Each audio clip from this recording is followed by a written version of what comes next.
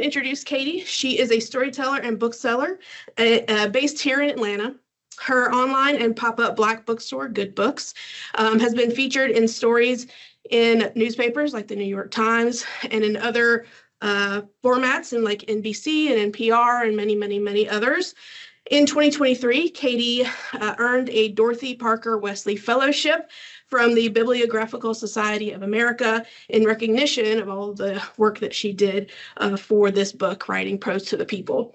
In the review of the book, the New York Times notes that the dedication and effort and result of Katie's 2 years of hard work and research and interviews is both a collage, an encyclopedia of Black art and Black pride, a timeline of activism, a reading list, and even a soundtrack to accompany it all. So everyone, please help me in welcoming Katie Mitchell to the Georgia Archives.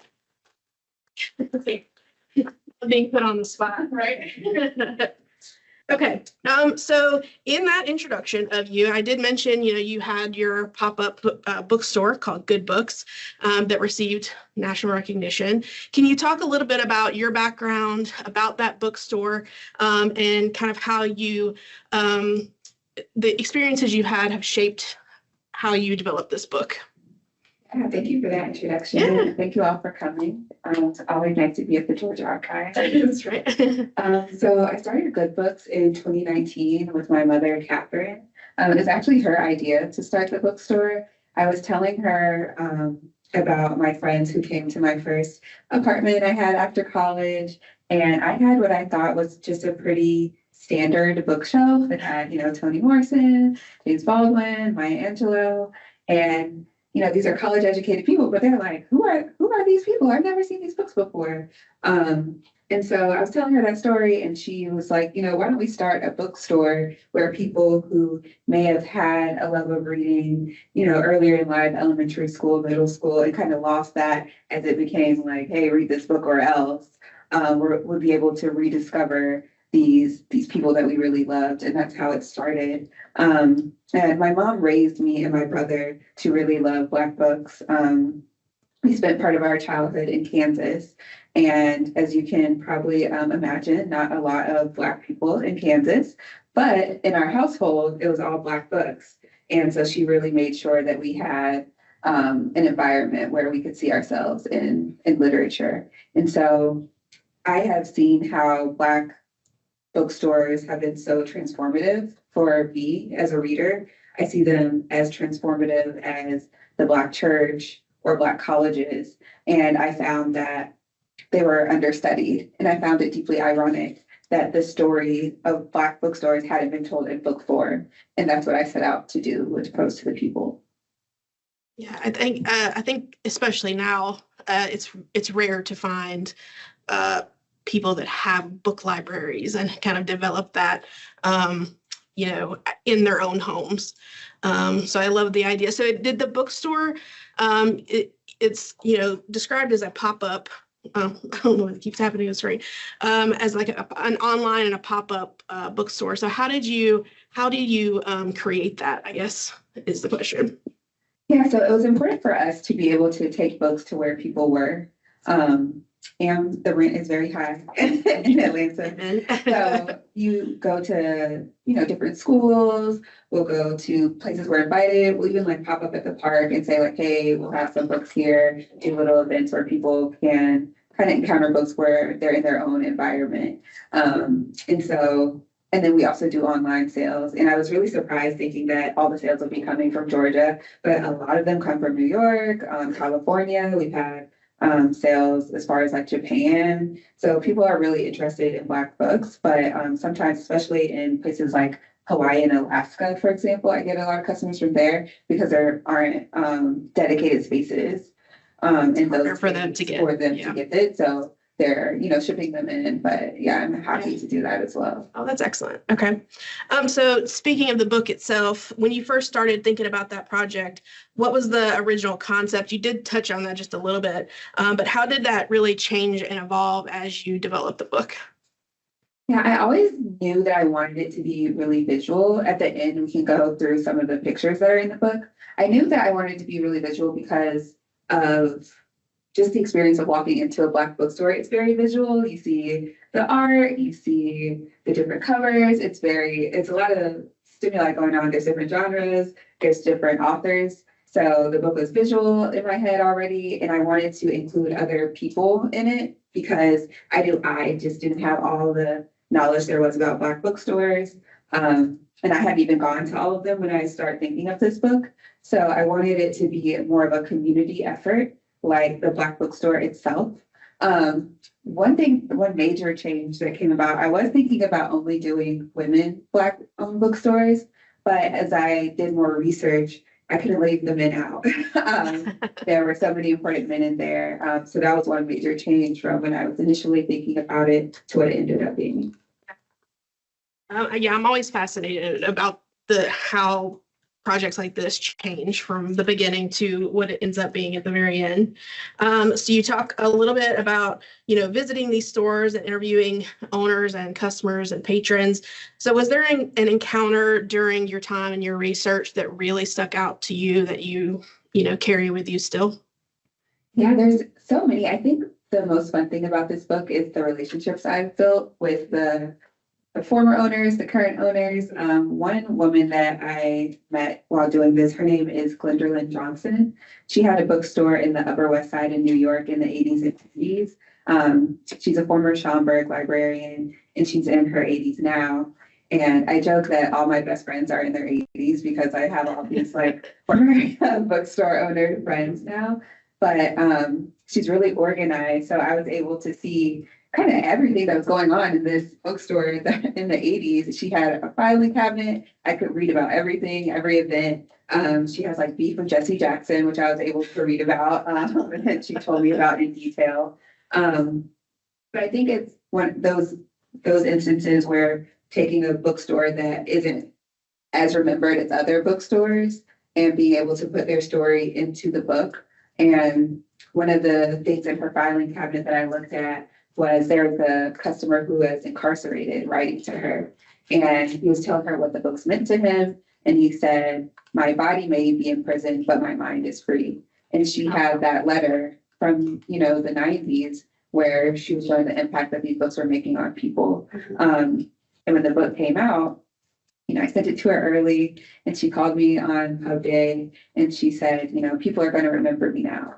And that was really special to me because I think all these bookstores are worth remembering and worth celebrating. And that was the purpose of the book. And it was really nice to just hear it from someone who was directly impacted by that. Who actually had, I should say, God bless the people who are organized and keep records. As archivists, we love that. But yeah, it's such a beautiful book, especially all the details and things about all these different stores that I can only imagine, if you owned a bookstore and you were featured in it, how that impactful that would be. We're talking about the photos and, building this book. Can you talk about, you talked a little bit about that, but how the structure of the book developed from beginning to end, but how you really hoped it would communicate to the actual readers and what they would take away from it? Yeah, when I was pitching the book, I pitched it as a literary roadmap. So when you open the book, it is broken down into 5 regions of the country. And I wanted people to, if they're about to go travel somewhere, say what bookstore is going to be in California, what bookstore is in New York, so they could be able to interact with it in that way. But then also what bookstore was in California, what bookstore was in New York, was in Georgia, so they can see what's going on in the past too. So I wanted the past and the present to be very close to each other, so people can see the story as it unfolded through the pages. And then I also wanted, you'll find poetry in the book. You'll find interviews and essays. You'll find people who disagree in the book, which I think is important, just to show the variety of thought in the Black bookstore. Because when you're in the Black bookstore, you'll see Booker T. Washington, and you'll see Du Bois, and they're both there and they're both valid. And you have different opinions, but just presenting them side by side I think is important. Yeah, I think it's set up beautifully for readers to do that. So you mentioned, the different lists of bookstores and how this is by means not an exhaustive list at all. How did you decide which bookstores to feature? And were there any bookstores that you weren't able to feature that you had hoped you could have? Yeah, so one thing was just access. Like as a journalist, I think access is the hardest thing to get with people who have no idea who you are and what you're doing. And that was one thing for the bookstores and the people who are still alive and the bookstores who are still in business. But then word started to spread. It's like, oh, this girl's doing this project. You should talk to her. So that was helpful. But then for the bookstores that don't exist, it was what was available in the archive. And, I was really lucky in some instances to get private archive. And some of that came about really, like, I would just be in a room, like, yeah, I'm working on this book and I'm having trouble finding a picture of this lady. And someone was like, who? That's my aunt. And I'm like, what? So I was able to get pictures and documents that way. And then now that the book is out, more people are reaching out. It's like, oh, well, I have this and I have that. But, if you don't know about these private archives, that's a thing. So I was able to go to the Schomburg in Harlem. I was at the Newberry in Chicago, the Auburn Ave Research Library here in Atlanta, finding all those materials. So it was a mix of access and what was in the archives and what I was able to access through those archives. There are some bookstores that, like in San Francisco, there's one called the Moore, which I was found a little bit at Emory's Rose Library, but not enough for a full profile. And I considered having just like small little, like breakout boxes like in textbooks about bookstores, but I wanted each bookstore that I had a profile of to be like a full profile. So that would be one thing that if I went back and edited, I would try to find more information about bookstores like that. It's just a good reason to do it. Book number 2, right? Okay. All right. Robin, Yes. would you have a pen? I do, as a matter of fact. Thank you very much. You say, okay. Okay, so let's see what else. So you mentioned before that you had a lot of guests featured in the book. There's essays and poetry. Were there, how did a lot of those collaborations come about? And what do you feel like their contributions did to help the book? Yeah, well, I think for one, the Black bookstore and people's relationship to them is so personal. I wanted to open the floor for people who had really personal relationships with these bookstores. So the first contributor that I had in the book is 𝘊𝘬 Michelle Nelson. And she is the granddaughter of Louis Michelle, who had a bookstore for nearly 4 decades in Harlem. And the bookstore closed in the 70s, so I never went there. But she's his niece and she went there. So I was like, I can do research on him and write from that perspective, but I also want to have the familial perspective as well. So I have some family members who are talking about their experience in the bookstore. I've become pretty close to Dr. Jasmine Johnson, who is the granddaughter of the founders of Marcus Books in Oakland, which is currently like the longest running Black bookstore still in operation today. So having those people give their stories and how they grew up in the store and how they interacted with it, I thought would just bring more than what I could as, an outsider, looking through the archives or doing interviews. And some of those interactions just came about from emails like, hey, I read your book, or I talked to your aunt, she said I should talk to you. Some people recommended other people, which I thought was really cool. So I would have contributors say, well, have you thought about having this person in it? Or I would ask an agent about one writer and they're like, well, that writer, they probably won't do it, but I know this writer has a really great relationship with Black bookstores. So people were kind of just like volunteering, suggesting other people. I would think of some people, and it kind of went like that. It was just a lot of different ways that it came about. I thought as I was reading it, I was like, it feels more intimate, hearing their words and people that actually experienced it or grew up with it. Or I think that it just helped elevate it. The book. You're welcome. If you can't tell, I love the book. So let's talk a little bit about archives and the way that you built the book. So can you talk a little bit, you talked about the archives that you visited, but how did you decide how to balance, using archival records with the more recent like oral histories and like the lived memories that people had? Was it important to balance the two, or did you feel like, I would imagine for some bookstores you had more of one than the other. So kind of how did you balance that? Yeah, so there was a lot of bookstores in New York in particular where no one living had been to those bookstores. So those were purely archives. So there's one bookstore called David Ruggles Books, which was the first bookstore in the United States, or the first Black bookstore in the United States, started by David Ruggles, who in 1834 in New York started a bookstore that had a lot of abolitionist texts, anti-slavery texts. He was a conductor on the Underground Railroad. He helped free Frederick Douglass and hundreds of other fugitive slaves. So digging into his story in the archives was important. And then say a store like Marcus Books, which started in the 60s, they do have some archival records, but there's so many people who are still around. So I was like looking at old newspapers to see, well, what were they talking about in the 60s about Marcus? Because, like sometimes you can like look back at it and just have a different vantage point.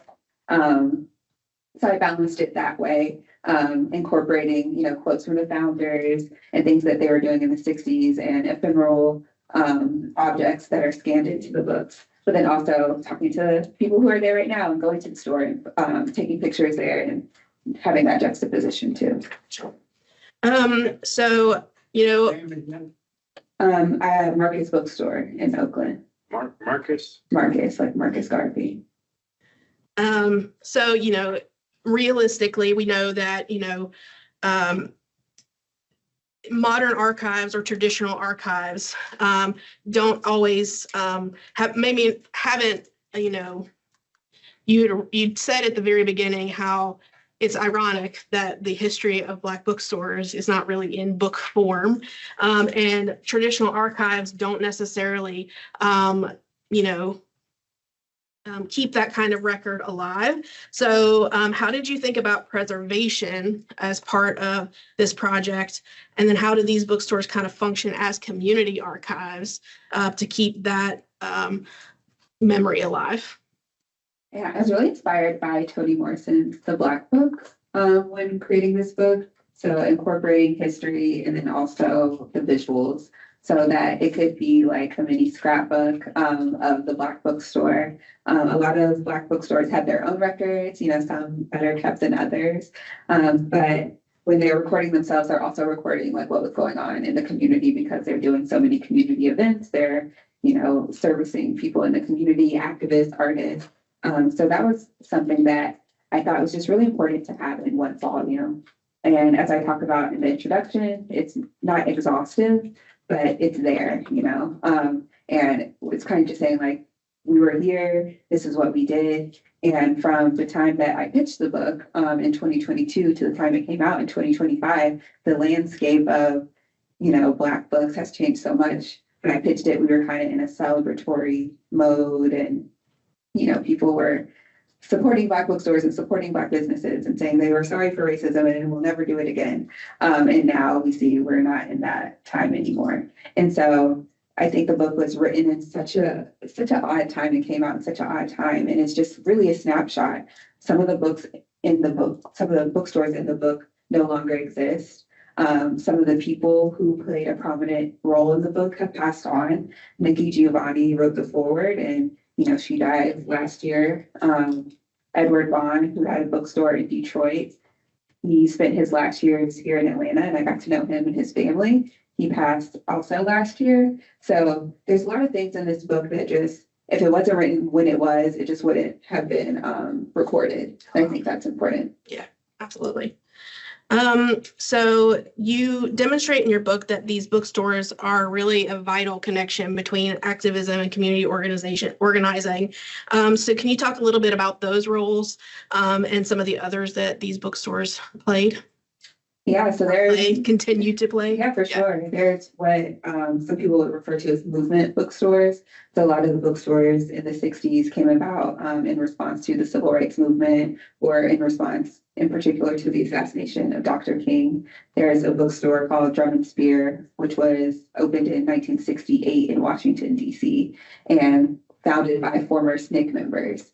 And 1968 was the same year that the FBI included Black extremist bookstores in their COINTEL program. So their counterintelligence program where they were spying on Black activists and Black writers, they included Black bookstores in the same year that this bookstore was opened in DC, which is, right in the same city as the FBI. So a lot of these people are still alive because they were, in their teens and 20s when they opened the bookstore. And they tell me about the FBI following them to and from their apartments in the store, the FBI having access to all their bank records. And one of the managers was even assassinated in a car bomb while he was driving to a courthouse to see his friend, for his friend who was on trial. So these bookstores, in this book, it's a celebration of bookstores and what they've done, but they've been through a lot. And it's not just, the FBI. There's a bookstore here called Afro-Asian Bookshop in Buffalo, New York, that the owner was framed by the local police for selling heroin, but really he was selling Black books. And that's what they didn't like. He was providing a safe space for the Black community in Buffalo during the riots. And when they saw that Black people of all socioeconomic and political leanings were coming together in this bookstore, they, devised a way to take him out of the community. But it didn't work because his customers and people who supported his mission created what they called Afro-Asian Bookshop in Exile. So they were popping up with Black bookstores in prisons and different universities in different cities. And they were also being tried to get squashed down, but I think it shows just the resilience of the spirit of Black bookstores and of Black thought. And, you think about if they will arrest you and frame you and, set the store on fire and bomb a car because you're doing this, then what you're doing might be really important. You're doing something right. Yeah. So, talking about all these bookstores that have closed or how hard it is to keep independent bookstores going. What did you learn or observe about how owners and organizers of the bookstores kind of handle the realities of owning, an independent bookstore in this day and age, and trying to balance, not only having a business, but also helping, with organization or community building or anything like that? One thing I found that the most successful bookstores do is that they own their building in addition to owning the store.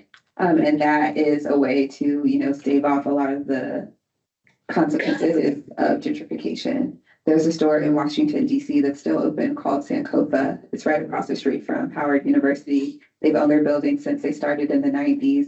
And they tell me stories of how, big shoe companies will come in and say, we want to have a party here. And they're like, oh, cool. And they're like, and we'll pay you a lot of money for this party, but all we have to do is put our logo on top of your sign. So they're like, well, no, we don't want to do that. And I think having the autonomy to say no to a large check, keeps your values in check and makes sure that you're accountable to the people in your community who are supporting you all the time, as opposed to these corporations who, can come in, once or twice a year and, write a really nice check, but then what are you left with?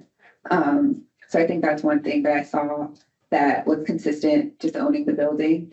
Some bookstores have been doing really cool things. I've talked about Sister Sci-Fi. They have a book vending machine. They're in Oakland, rent is high. They have a book vending machine where people can still get a physical book right there, but they're not paying, exorbitant rent. They just have a little vending machine and then they're, 24/7 in cyberspace. They do sci-fi books. So, I think having a different model is really cool too. And just get in where you fit in. Maybe you grow, maybe you don't, but still giving people the access to books. Making it more accessible. Yeah, absolutely. And then many of the bookstores are multi-generational, or they're, interwoven with family and community networks.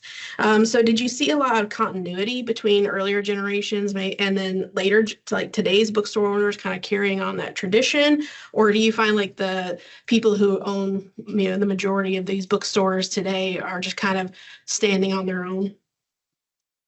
For the ones that have been around for the, kids and grandkids to take over, I do think that they are keeping with the spirit that the founders set forth. With the bookstores that are just completely new, I do think they're kind of doing their own thing. There's a lot of bookstores that were started in the 2020s where, it's more queer people owning it, more women owning it. They'll have different models, like I talked about, Sister Sapphire with a vending machine. There's a bookstore in LA called Black Lantern, and they have a co-op ownership model. So really just testing the bounds. And there's a bookstore here in Scottsdale near Decatur called Yes Please. It's like womanist, and they have a community garden, and they make teas and tinctures, and are always like hosting dinners. So kind of having their personality more infused in it is what I'm seeing with the newer bookstores. But then, like I said, also, looking to the old bookstores of old and taking the lessons from them, but then like remixing it a little bit. Okay, sure. So yeah, did you get, as you've researched, did you get a sense of the future of Black bookstores and kind of what do you see as being like their biggest challenges or even like opportunities kind of going forward? Yeah. What I found in the research is there's like boom and bust periods with Black bookstores. So they kind of go boom with movements and then go bust when the movements go bust. And what I'm seeing now is Black bookstores kind of looking around like, okay, what are we going to do now that we're not in this boom?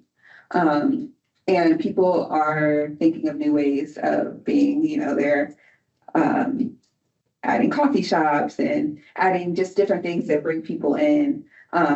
Community spaces. There's a bookstore that just opened in Brooklyn called Gladys, like Books and Wine. So they have like a wine bar. It's like, wine will never go out of style. And then, you get people in with the wine and they'll read the books. So, just having kind of your niche and making it fun and more community based. So people will see it as a destination. Not just like, oh, let me go somewhere to the Black bookstore today, but like, having that back and forth where the customer's getting something out of it, they're having a good time, and then the business owner is also, getting something out of it. So I think the future is bright. I love seeing the new Black bookstores pop up. I'll be in Brooklyn later this month, and I'm excited to stop by that one. Exciting, yes. And then for your book itself, so this is my last question, and we'll open it up to everyone else. But what do you kind of hope that readers are going to take away from this work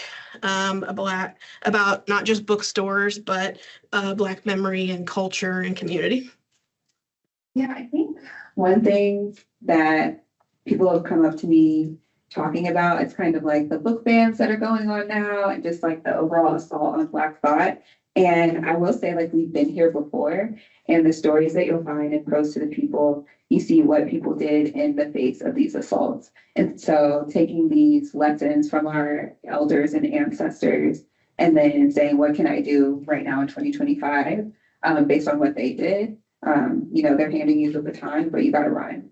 And so that's what I hope folks take from it. Yeah, so I would think, you'd think that this might be, not the best time for this book to be out, but I think that's the opposite. I think it was a book that needed to come out in this time so that we see where they started, where they're from, what all the potential and possibilities are and in the future. So yeah, I think it was an excellent book. Thank you. You're welcome.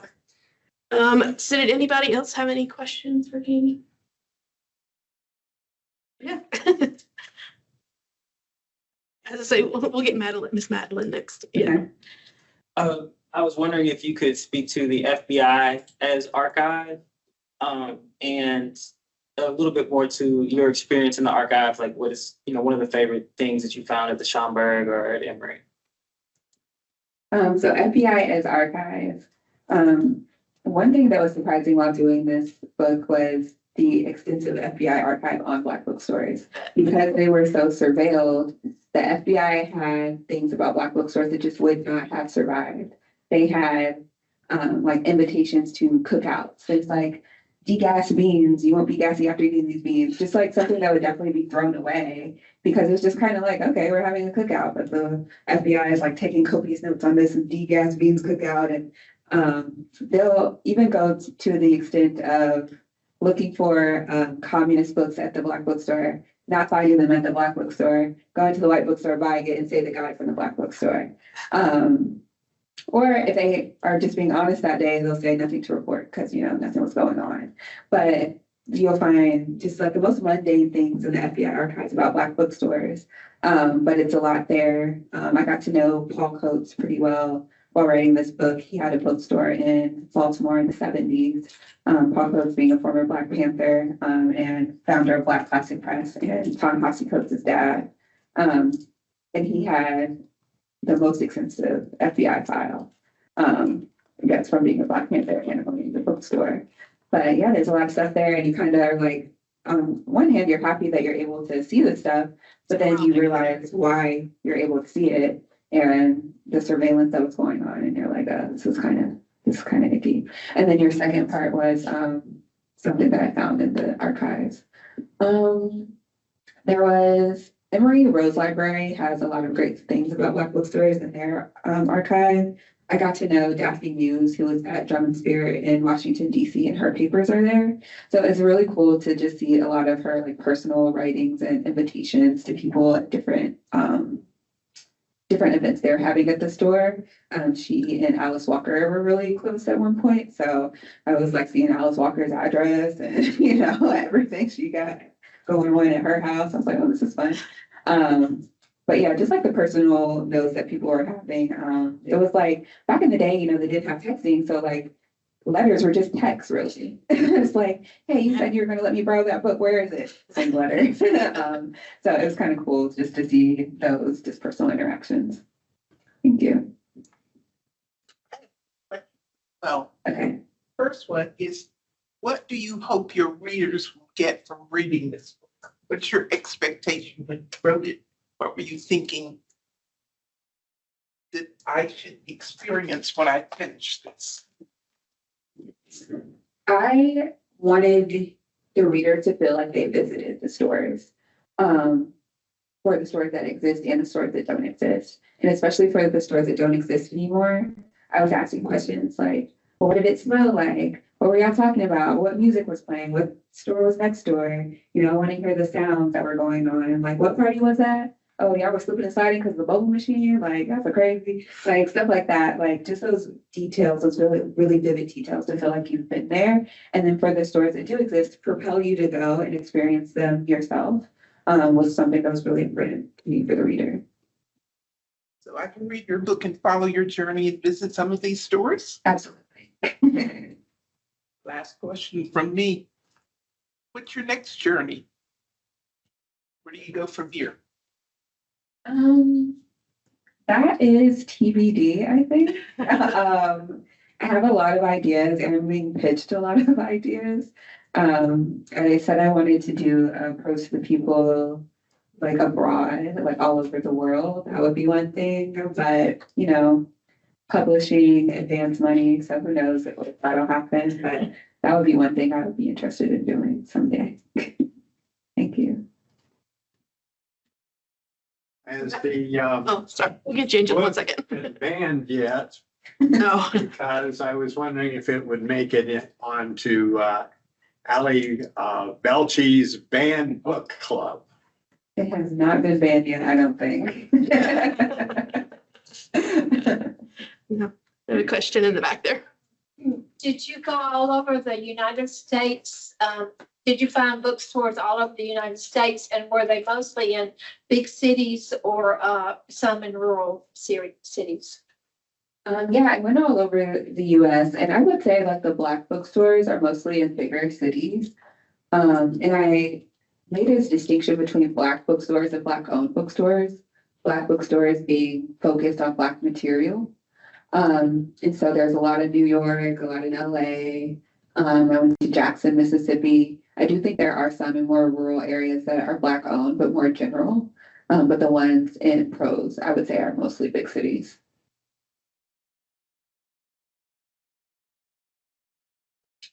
Oh, okay. But in your book, do you talk much about authors and books, or is it mostly about the stores themselves? So I do get into the relationships authors had with different bookstores. So Terry McMillan, I think, had a really big impact on Black bookstores in the 90s. Elin Harris also came up a lot. There are certain authors that Black bookstore owners just like wanted to talk about. That's actually how I decided to ask 𝘗𝘰𝘴𝘦 to write the foreword. Everyone that had a bookstore between the 1960s and the early 2000s had a 𝘗𝘰𝘴𝘦 story that was positive, because they were definitely telling me not positive stories about some authors. So I thought all the positive things that they said about 𝘗𝘰𝘴𝘦, it was only right for her to have the first word in the first book about Black bookstores. So yeah, a lot of the authors will come up a lot too. Anybody else have any questions? Question, and I came in late, so you may have already answered this one. So what did you say about 𝘗𝘐 bookstore here at Greenbrier Mall, Atlanta? You did not miss that. I didn't say anything before you came in.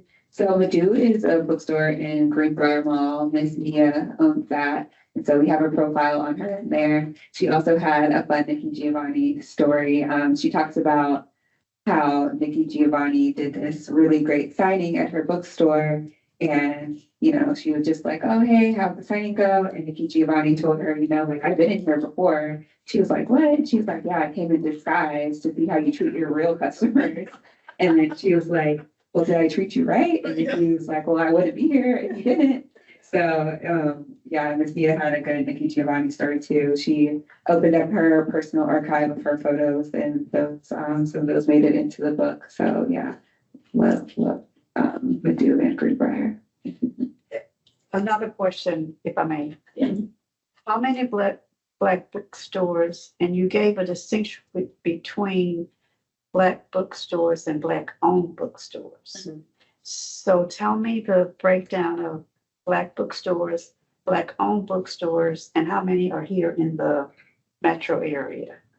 So I don't know the number of like Black bookstores versus Black-owned bookstores, but in the metro area, we have 𝘗𝘰 and Greenbrier Mall. So they do like kids, adults, general Black bookstore things. We have Nubian Books. They were in South Lake, but they're like in a shopping center across from South Lake now. Yes, Please. They're more womanist, earthy bookstore. 44th and 3rd, which is across from Morehouse School of Medicine in the West End. Also more general, and they have some antiquarian books. There's the Shrine of the Black Madonna, also in the West End, which is attached to a church. So they have some, you know, Christian books, but then they also have secular books. For Keeps on Auburn Ave, which is all vintage and antiquarian books. I'm trying to make sure I don't forget anyone. Maybe I named them all, but Not an exhaustive list, yeah. but yeah, those are the Black bookstores in the metro area. Oh, there's a small place in Avondale Estates. They're newer, but they have a really good curation. I would definitely recommend a small place as well. Yeah. Yes, Madeline. Just another, out of curiosity, Kansas to Atlanta. How did you do it? What was the journey? Yeah, my dad was in the military. That always explains it, yeah. Right. Yeah. Did you want to look at some of these photos Yeah. that were here? So, do y'all recognize anyone in this picture? This guy in particular? Yeah, the beauty of the Lord. Yeah, and then that's his wife right here beside him, Shirley Du Bois. So this is the Hugh Gordon bookshop, and they had a really good relationship with W.E.B. Du Bois. So one thing that was interesting to me in this journey was how much the book grew.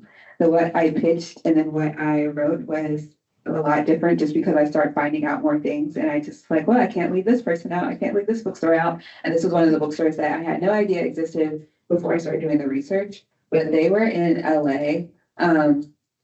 And hearing Hugh Gordon Bookshop, you would assume that Hugh Gordon owned the bookstore, but really in his will, he put that he wanted his friend to start a bookstore with his life savings and the books that he collected over his life. And so she named it the Hugh Gordon Bookshop in honor of him. And Hugh Gordon, his parents were owned by the former governor of Georgia.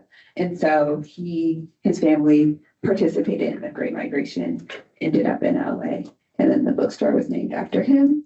So yeah, this is W.E.B. Du Bois Day. This is the inside of the bookshop.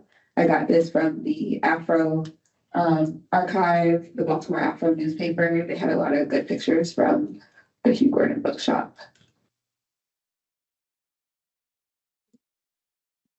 Anyone recognize someone in this picture? Oh, yeah. Toni Morrison. Yeah, and this is Glenn Johnson, the woman I said that I got close to while writing this book. She had the bookstore in the Upper West Side in New York City. And her biggest event was with Toni Morrison. She talked about how they blocked off the police blocked off the street, and when she saw the people lined up, her knees were shaking, and she was so nervous. They were at the Abyssinian Baptist Church in Harlem.